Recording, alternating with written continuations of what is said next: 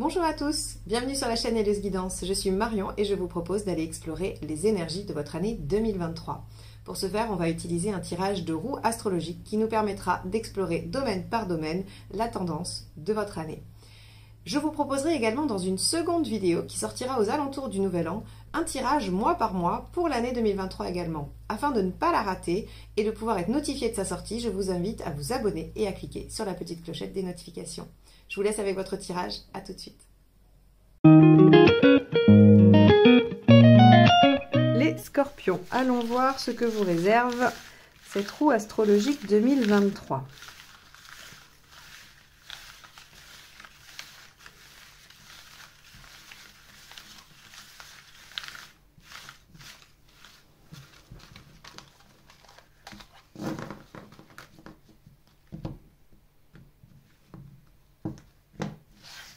Allez.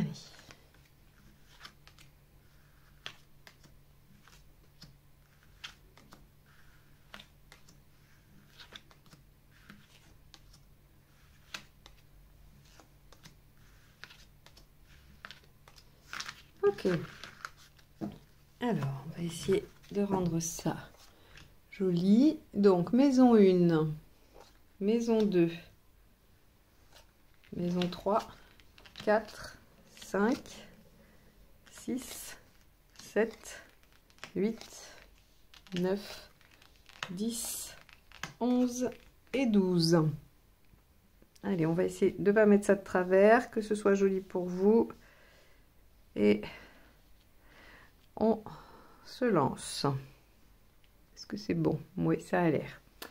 Alors, pour vous les Scorpions, donc on y va. La maison 1 représente votre état d'esprit pour l'année à venir et également la meilleure façon d'être, la plus adaptée pour réaliser ce que vous avez à réaliser. Donc, l'impératrice nous dit que vous avez envie de prendre les choses en main, que vous avez envie de prendre, alors soit de garder parce que vous l'avez, soit de prendre la maîtrise dans une situation. Vous avez aussi envie de bien communiquer, de créer, de mettre en œuvre des choses, de démarrer des projets. Donc c'est quand même une carte qui est extrêmement dynamique et elle vous dit de toute façon pour l'année 2023, il faudra être comme ça. L'impératrice, c'est vraiment celle qui mène à la baguette, alors aussi bien son foyer que son entreprise, que son petit monde, que son association, voilà, c'est celle qui est quand même organisatrice, donc à la tête d'eux.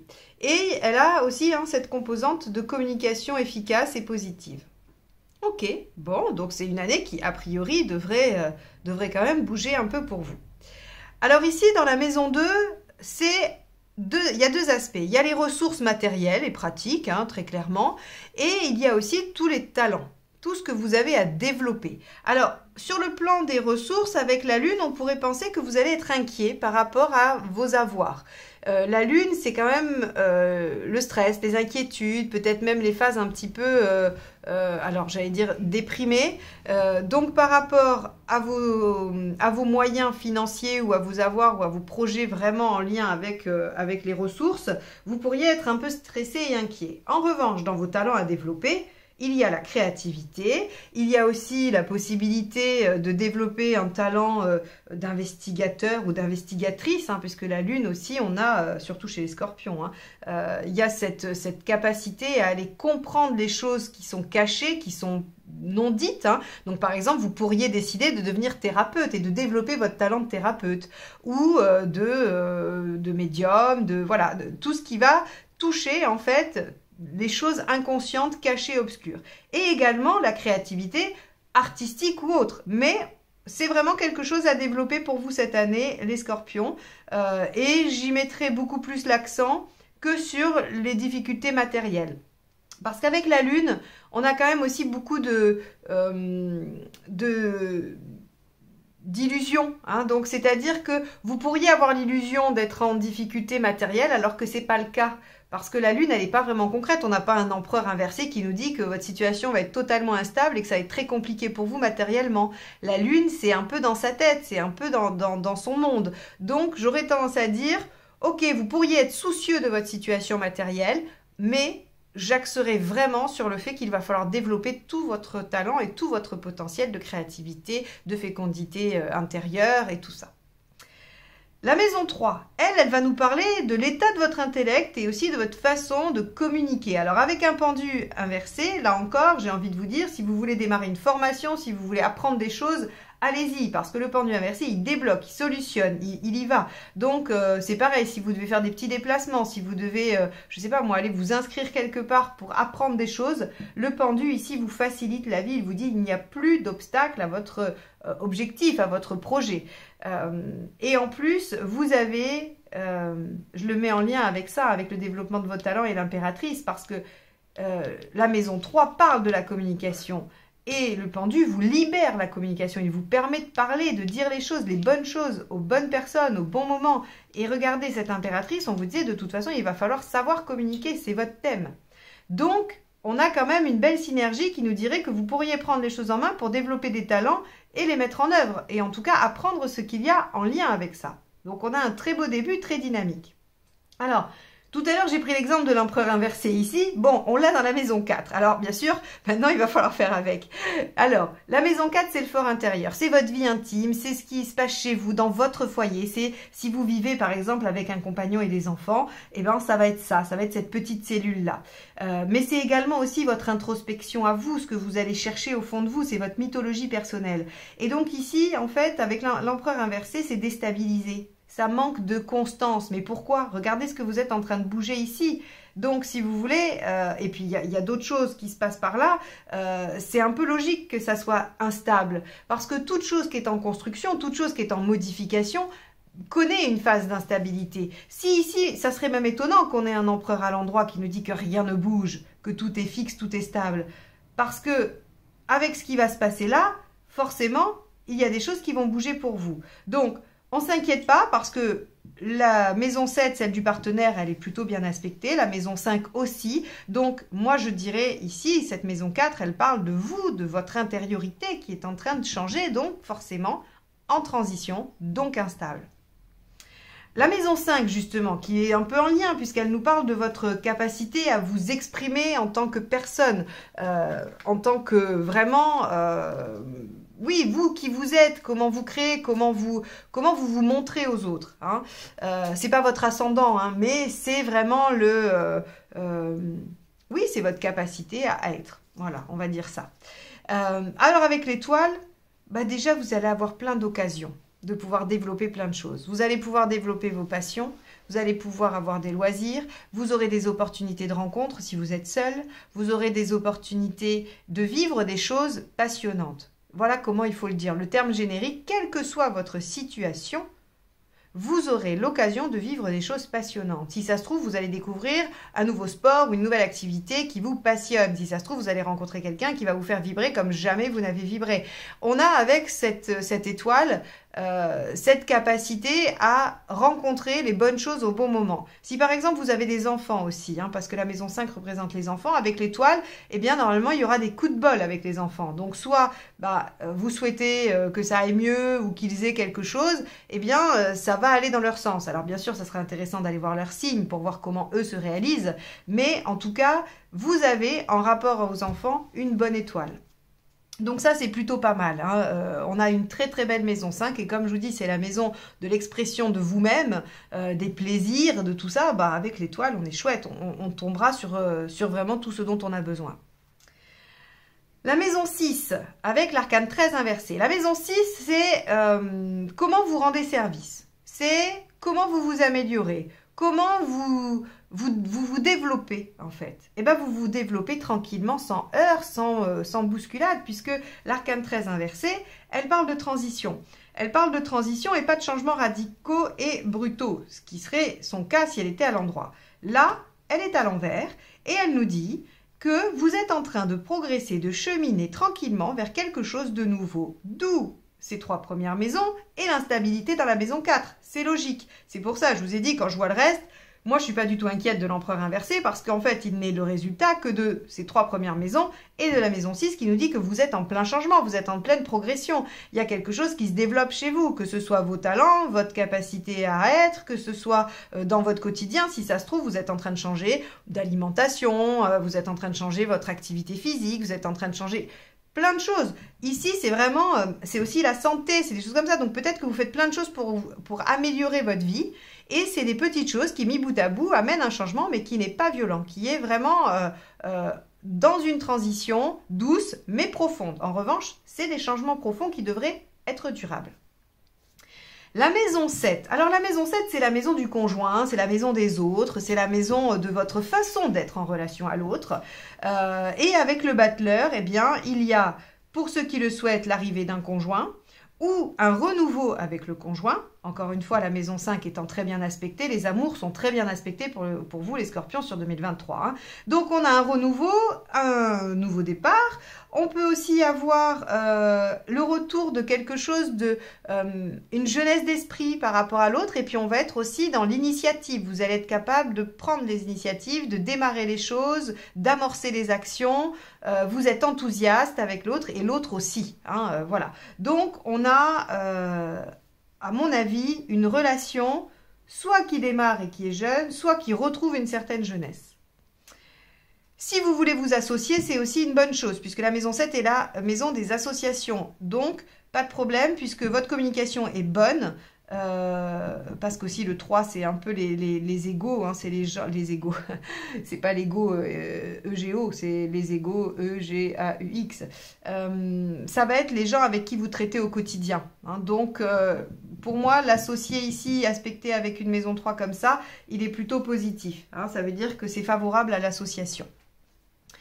La maison 8, qui elle va nous parler de vos instincts, de votre inconscient, de vos désirs et de vos pulsions. Avec la papesse, vous allez les garder secrets. Vous allez les garder pour vous. Vous n'allez pas du tout dévoiler ça.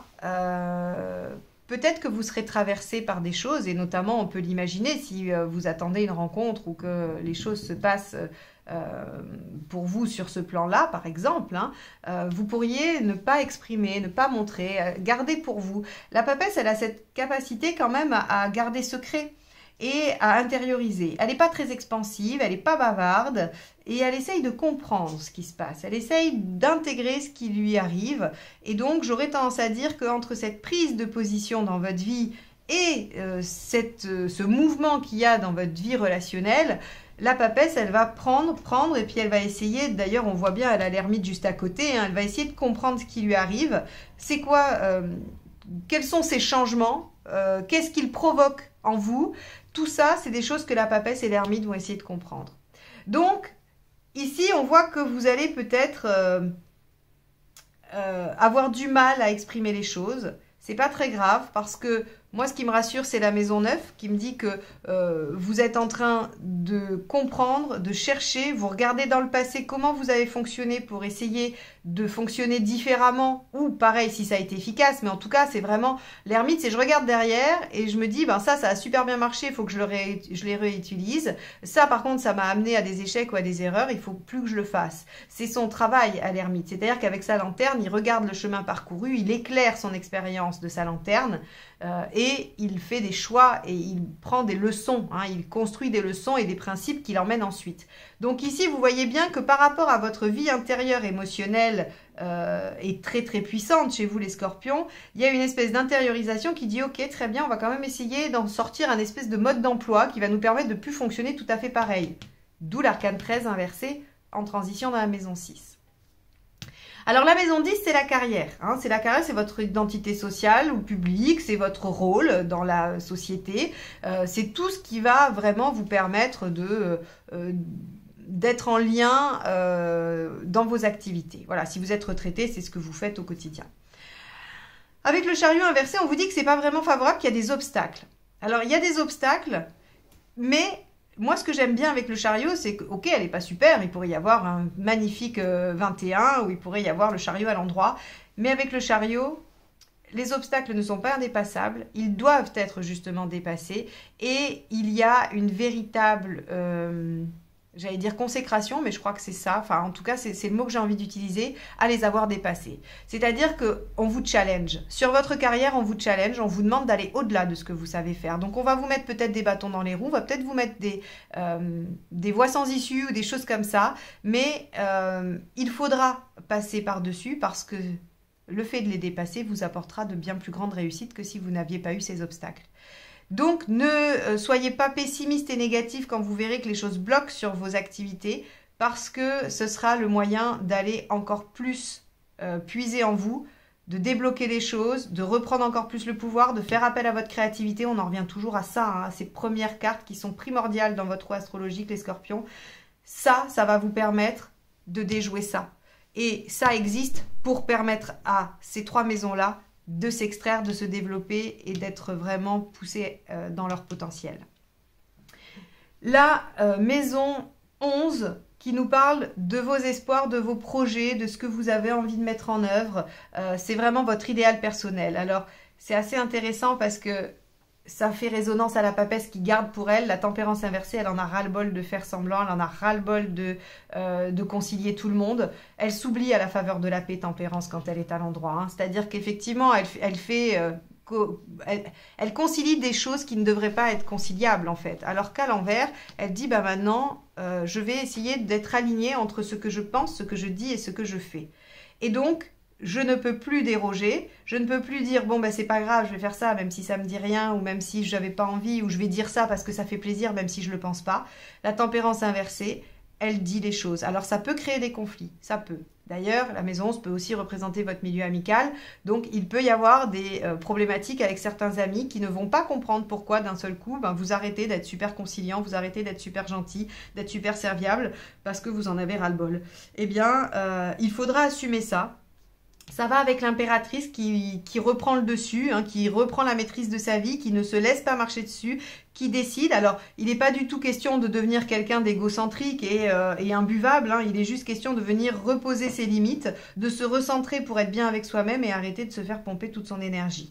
Donc, c'est vraiment ça. Hein. La maison 11, ici, vous avez envie de tendre vers cet idéal d'authenticité qui caractérise le scorpion. Vous êtes authentique, mais vous ne voulez pas faire de mal. Donc, parfois, peut-être que vous vous tordez un peu. Puis, il suffit que vous ayez quelques planètes dans des signes voilà, plus mitigés. Et ça vient vous mettre un peu en porte-à-faux par rapport à votre besoin d'authenticité profond et fondamental. Dernière maison, la maison 12, ce que vous devez abandonner, ce qui est les événements qui vont vous forcer hein, à lâcher prise, à lâcher les choses. Avec l'amoureux inversé, c'est qu'on va vous mettre dans des situations où vous n'aurez pas le choix. Alors je pense bien évidemment au chariot inversé, qui est les obstacles, mais aussi sur des situations bien plus sympathiques qui sont le rapport à l'autre, qui va être très très très ouvert avec beaucoup d'opportunités et qui va démarrer et qui à mon avis va vous obliger à aller chercher dans vos ressources aussi affectives, hein, votre capacité à refaire naître de l'émotion, à vous exprimer parce que vous allez avoir du mal à le faire. Hein. Et on voit bien que l'amoureux inversé, vous savez, hein, l'amoureux à l'endroit, c'est les choix. L'amoureux inversé, c'est le non-choix, c'est l'impasse. Hein, on est obligé, on n'a pas d'autre solution. Et puis, il y a aussi, je pense, avec l'amoureux inversé, c'est de pouvoir faire coexister plusieurs domaines de vie en même temps.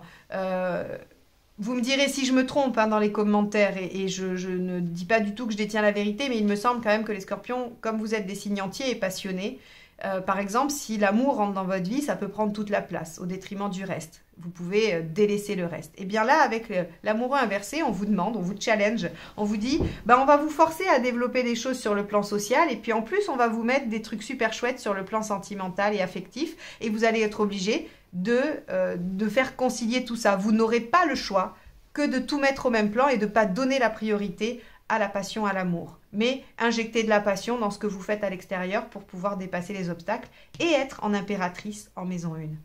Donc, Une année de challenge et de défis, mais avec de très belles choses, parce que souvenez-vous bien, hein, le chariot inversé vous met des obstacles pour vous permettre de vous déployer encore plus grandement avec d'encore plus belles récompenses. Donc ce n'est pas une carte si négative que ça, c'est une carte qui va vous pousser à réaliser ces trois cartes-là, l'impératrice, la lune et le pendu inversé, c'est-à-dire votre maîtrise de vous-même, votre créativité et votre capacité à bien communiquer et à trouver des solutions. Et ça va vous permettre de gagner énormément en confiance en vous, de vous affirmer, de ne plus être obligé de concilier. Et ça vous permettra également de trouver un meilleur équilibre affectif dans le sens où vous aurez l'obligation de faire coexister tous les domaines de votre vie en même temps. Voilà pour vous les scorpions. J'espère que ce tirage vous aura éclairé. N'hésitez pas à prendre rendez-vous si vous souhaitez explorer votre propre thème à vous, hein, puisque là c'est pour tous les scorpions. Vous pouvez aller voir sur mon site tout ce que je vous propose, rendez-vous ou formation. Et surtout, n'oubliez pas de vous abonner et de cliquer sur la cloche pour être notifié de la deuxième partie qui sera les prédictions mois par mois. Je vous dis à très bientôt. Bye bye.